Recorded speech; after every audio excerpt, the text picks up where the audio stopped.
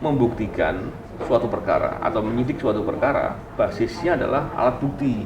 Iya. Kalau orang itu bicara apapun, catat semua, cross check dengan alat bukti benar atau tidak. Dan itu bisa menjadi ukuran karena orang datang itu harus diyakini, harus dipikir dua hal, berpikir kritis. Apakah dia orang yang insaf dan mengakui perbuatan, atau dia adalah orang yang disuruh oleh orang lain atau kelompok lain untuk pasang badan, mengakui seolah dia pelakunya untuk menutupi peristiwa yang sebenarnya dengan sejumlah imbalan. Yang kedua ini yang bahaya, dan harus dipikir bahwa ada kemungkinan seperti itu. Ya. Gitu Mbak Ken. Bang Novel curiga yang kedua itu kah?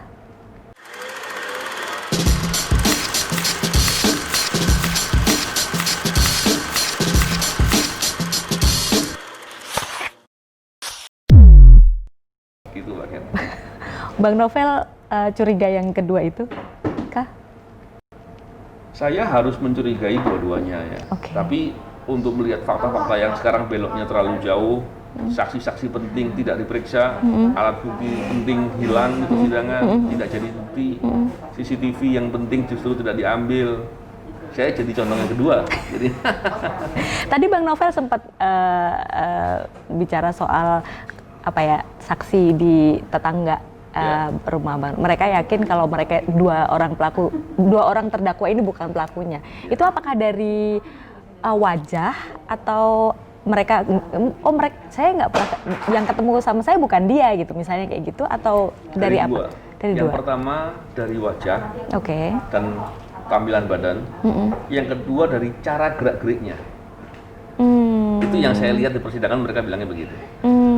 Adapun begitu, saya kemarin mendapatkan video dari kawan-kawan media investigasi yang kemudian mereka melakukan wawancara dengan saksi-saksi yang tidak diperiksa, menjelaskan soal itu dan dipublikasi. Sebetulnya begini, tujuannya bukan dalam rangka untuk mengganggu proses sidang, bukan. Kita ingin proses yang tidak benar itu tidak boleh diteruskan. Kita ingin proses hukum itu berjalan dengan benar, dengan apa adanya. Dan jangan kemudian hukum dipermainkan atau apapun. Kita harus dudukkan hukum dalam porsi yang benar. Karena apa? Kemajuan suatu bangsa itu kalau hukumnya benar. Ya. Kalau hukumnya adil. Kalau hukumnya berjalannya tidak benar, hukumnya dipertentangkan banyak pihak. Ini ciri-ciri negara kita menjadi negara yang sulit untuk maju nanti ke depan. Makanya saya concern sekali, ini mesti harus benar. Dan bukan cuma ini, semua proses-proses hukum yang lain. Ya. Ini salah satunya akan jadi presiden ya. Benar. Ya. Nah kemarin kan kalau misalnya ada juga soal ini Bang Novel, soal bahwa dari pengacara ya kalau nggak salah, itu berbicara soal luka gitu. Maksudnya itu tuh kenapa luka Bang Novel itu menjadi parah dan akhirnya mata kiri menjadi tidak bisa melihat 100% gitu. Itu karena salah penanganan. Apa komentar Bang Novel soal itu? Gini, orang itu berbicara mesti dengan kaidah ilmu. Kalau bicara tanpa kaidah ilmu, gimana? Mau dijadikan rujukan? Sulit ya. Pengacaranya itu yang pertama dia polisi. Yang kedua dia bukan dokter. Oke. Dia tidak pernah belajar ilmu kedokteran. Dan begini, saya khawatir itu kemudian justru menjadi menyesatkan cara berpikir dan memprovokasi publik dengan hal yang tidak baik. Gini, seumpama ada orang kecelakaan. Pada saat kecelakaan kemudian kakinya itu patah atau putus yang membuat harus diamputasi. Dokter berinisiatif, ini ada cara lain untuk dibikin agar tidak diamputasi. Dokter lakukan. Setelah lakukan, berhasil. Orang ini bisa berjalan, tapi hanya berjalan 2 tahun dan kemudian ternyata situasi itu membuat situasi yang buruk dan tetap harus diamputasi setelah 2 tahun. Pertanyaannya, dokter yang membuat terobosan untuk pengobatan itu, dia yang sengaja membuat kerusakan berat atau karena kecelakaannya. Nah ini, jadi kadang-kala cara berpikir yang menyesatkan begini berbahaya. Hanya untuk kepentingan membela, terus kemudian membabi buta cara berpikir. Kan logika harus duduk dengan logika gitu ya. Ilmu duduk dengan kaidah ilmu. Jadi Kalau bicaranya seperti itu namanya membela yang babi buta. Begini gitu. Saya ketika diserang, seharusnya sejak awal mata kiri saya ini buta permanen. Karena akan buta permanen, dokter mengoperasi dengan operasi OOKP. Dengan operasi OOKP itu saya bisa melihat, walaupun ruang lingkupnya lebih kecil. Tapi kemudian setelah ada orang yang sampai 10 tahun, ada yang sampai 5 tahun, bahkan ada yang sampai belasan tahun, bisa terus dipakai penglihatan itu. Tapi saya hanya bertahan 2 tahun. Apakah berarti dokternya ngawur? Padahal dokternya ini adalah dokter yang dihormati oleh dokter-dokter kornea dunia.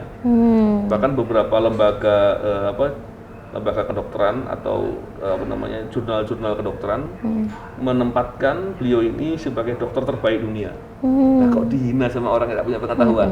Kan konyol ya, berlebihan, dan itu tidak boleh lah. Itu berarti nggak cuman ke soal penanganan awalnya, tapi juga ke penanganan medisnya ya yang dia. Kecuali kalau begini, orang itu yang bicara menjelaskan dengan kaidah-kaidah ilmu. Ini ada penanganan awal yang begini sehingga membuat itu salah begini. Ini kan tidak. Dia hanya bicara dengan prediksi. Dia mereferensi dari pengetahuan apa? Pengetahuan suatu kaidah ilmu kedokteran atau dari dokter tertentu yang berkata begitu, atau dengan penerawangan. Jadi repot kalau begitu. Iya. Jadi memang nggak jadi santai aja ya. Iya. Saya dengerin begitu udah sering. Udah biasa Bang Novel. Bang Novel tadi sempat juga menyinggung soal kasus ya, soal adanya orang besar atau orang kuat di balik kasus ini. Bang Novel tahu siapa, maksudnya pihak mana gitu? Saya tahu. Oke. Saya tahunya itu dengan indikasi-indikasi dan bukti-bukti yang saya kumpulkan. Dan bersama dengan tim koalisi sipil dan kawan-kawan tim kuasa hukum dan kawan-kawan di KPK. Cuman masalahnya begini, seringkali orang bertanya, kenapa nggak disampaikan ke publik? Yakin disampaikan. Pelaku lapangannya ya dimain-mainkan berani, bikin tuntutan 1 tahun untuk kasus yang sangat serius aja berani, seperti nantang. Gue mau gini, lo mau ngapain?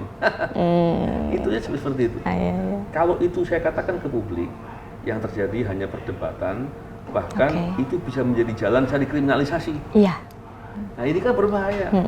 Tapi saya katakan bahwa saya punya fakta-fakta yang menjelaskan soal itu. Dan fakta-fakta itu, fakta-fakta yang semoga pada suatu saat nanti bisa dipakai untuk menggali pelaku-pelaku penjahat-penjahat itu. Jadi itu kenapa Bang Novel bilang bahwa ini perlu keperbiaan dari Presiden ya salah satunya? Perlu, sangat perlu. Karena di negara manapun tidak pernah ada upaya memberantas korupsi yang kemudian bisa berhasil tanpa keberpihakan negara. Pernah ada di suatu negara di Afrika, ketua lembaga anti korupsinya bekerja dengan benar-benar memberantas korupsi. Ternyata berbenturan dengan kelompok kuat. Yang kelompok kuat itu diyakini dia punya, ya orang bilang ngatur negara gitu ya.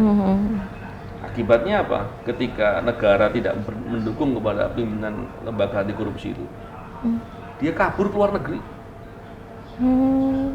Ya udah. Seperti itu. Ada contohnya. Artinya saya mau katakan bahwa tidak pernah ada memberantas korupsi dimanapun efektif tanpa dukungan yang jelas dan keberpihakan yang jelas dari negara. Nggak pernah ada. Itu poin utama ya untuk semua kasus di Indonesia tentu saja. Jadi kemarin pas heboh itu ya, itu kan banyak orang yang mencuit lah atau mengkritik gitu kan di media sosial gitu. Salah satunya kan komika bintang Emon, ya kan. Dia bikin video yang sukses bikin heboh dan kemudian dia juga trending gitu. Dia mengkritik dengan video yang ya mungkin menyentil dengan lawakan gitu. Bang Novel tahu video itu